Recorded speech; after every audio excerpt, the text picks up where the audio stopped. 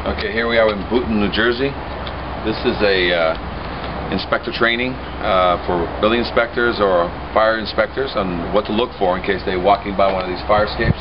So if you come in here, it looks like it's been kept painted. The main thing we're going to be looking for is any joint areas that rust has accumulated anywhere. And you look also at the feet to see if there's any spalling of the cement. You also come in here and you look at these treads to see if you can see any tears or separation of the rust in the connection. So a lot of times, you know, it looks like somebody threw a paint job on this thing just recently, maybe because they knew it was going to be inspected. And the one thing you have to look for is to see whether or not there's been any rust growth. So here's an example of rust that's growing on the tread and rust that's growing on the tread. So we've got top surface rust, but it looks like it hasn't penetrated all the way through the connection as of yet, but because it still has surface rust on top, that rust must be cleaned out, otherwise it's gonna eat the tread and the bolt.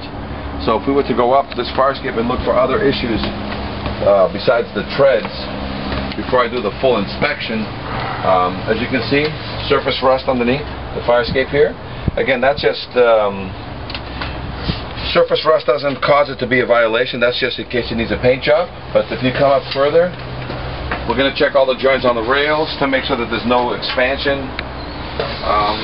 We're also going to look here to see if it's properly attached, see if there's any growth. And if you come up here, you're going to see we've got some minor growth here where it's tying into the wood. We've got some minor growth here.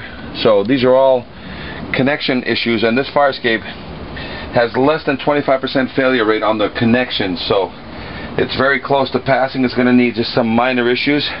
It's got enough paint to make it pass. It's also got this covering on it. Somebody put this plastic covering, but it's ripped at the top. But again, this is not required by law to have a covering, but they do these kind of things if people want to cover their fire escapes. The one thing that they have to be concerned about is whether or not it's flammable, so that's the only concern. But this is one way to get your fire escape to last a little longer, is to put one of these coverings on it. But right now, just on the initial inspection, it looks like the fire escape has not too many problems with it. Any rust, it's minor, and any joint connection rust, I can't see too much of it. So this is one of those fire escapes that's going to pass inspection simply because it's painted and I can't find any major rust expansion in the joints. Okay, we have fire escape inspection training. Again, inspection training for inspectors, fire departments, building departments, what to look for in case you want to write a violation. If you look up at this fire escape, you see clearly that there's a lot of rust buildup underneath the fire escape. Clearly you can see the connection into the building is spalled away. If you look at that one up there, you can clearly see tears up on that basket up there. See all the tears running down the building up there? That's indication that rust is growing behind. If you look up at these treads from below, you can see a lot of rust underneath the treads. So the fire code in New Jersey is very simple. If you see any form of deterioration, which means that they haven't been keeping it painted, that's the right to write a violation. You write a violation on deterioration, you automatically get the structural review as part of that. If you're looking for unsafe conditions, well, if you see any structural connection that's growing with rust, excuse me, and the connection into the wall looks like it's blown out or spalling, that's an unsafe condition. That means you can write under the code an unsafe condition, deterioration and unsafe condition. The third thing we're going to be looking at this is a 1978 or older building, and under the new EPA guidelines, they're all presumed to have lead. So there's even a lead containment part of this now, so that whoever's going to touch this must be certified by the EPA and certified renovators only. So in writing a violation on this one, the thing, if I was an inspector, that I would be looking for is I got plenty of evidence that nobody's been painting this fire escape, and I got plenty of evidence that there's structural deficiencies on this fire escape enough for me to write a violation from the bottom to the top. But just on the deterioration, I can write a violation that forces them to get an inspection done via the structural, by a structural engineer or a certified fire escape inspector. Fire escape in Maplewood, New Jersey. This training video again for housing inspector, building inspector, fire inspector, and anybody who wants to generally know how to inspect the fire escape and what to look for, sometimes even insurance inspectors. And in the state of New Jersey, you got to find deterioration and you got to find an unsafe condition in order to write a violation. So let's take a look at here and see if I can have deterioration. Deterioration is just that. Do I find that somebody hasn't been painting this? And I've got nothing but scaly paint all over the fire escape. I see nothing but rust.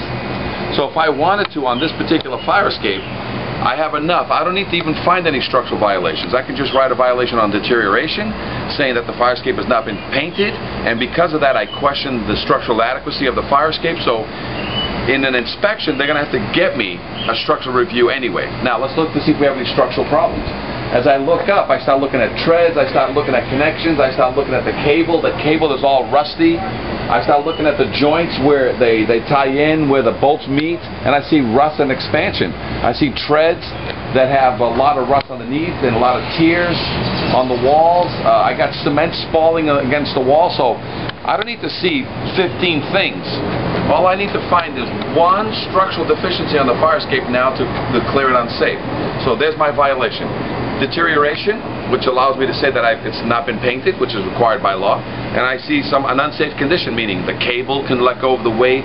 I got a structural connection that's got a huge amount of rust growing. The tread's got a lot of rust underneath it. I've seen enough. I don't have to be an expert to write this violation. Deterioration is enough for me to say that the owner has not been maintaining this fire escape, and I can write a violation. Okay, we're here in Maplewood, New Jersey. This is inspection training for fire inspectors, building inspectors, housing inspectors, insurance inspectors, fire escape inspectors, what to look for. Right here you got a fire escape. Two things I'm looking for in New Jersey: deterioration or an unsafe situation. So deterioration is just the fire escape has not been painted. So if we look up, we'll see if the fire escape has been painted or not. And you can see scaly rust throughout the rails, scaly rust throughout the super frame, scaly rust on the treads. So a lot of scale rust on the ladder. So right away you can just write a violation. You don't need any more. You can just write a violation and say, hey, the fire escape has not been painted, and that's enough to say that you can write a violation. And in the violation, automatically there's a request for a structural evaluation in the evaluation. But now if you come closer and you look up, and it's very important. Now let's see if there's an unsafe situation. If you look up, you can see all the rust buildup. You can actually see the sky through there as you look straight up, and you can see just how much rust. If you look up the ladder and you look straight up, you can see how much.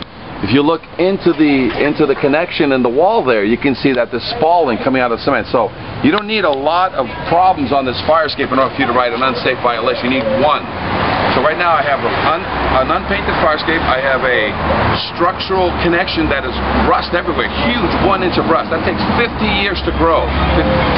Over 1 inch of rust. And you got spalling cement. I've got 3 things happening here. I got enough to write a violation that the fire escape is unsafe and the fire escape is deteriorated. You also have the EPA. Anything 1978 or older, this fire escape has lead or presumed to have lead. So we got to make sure that when they do the repairs, it's certified renovators. Now a lot of this information I can provide to you because we teach the fire escape awareness class through Kane University, and we can give you some free forms, free confidence tests, free tags that you can use to basically outfit for your own city. So you just have to call Fire Escape Services, and we can provide you with some of the very free information that we normally give at some of the fire academies during our training for continuing education.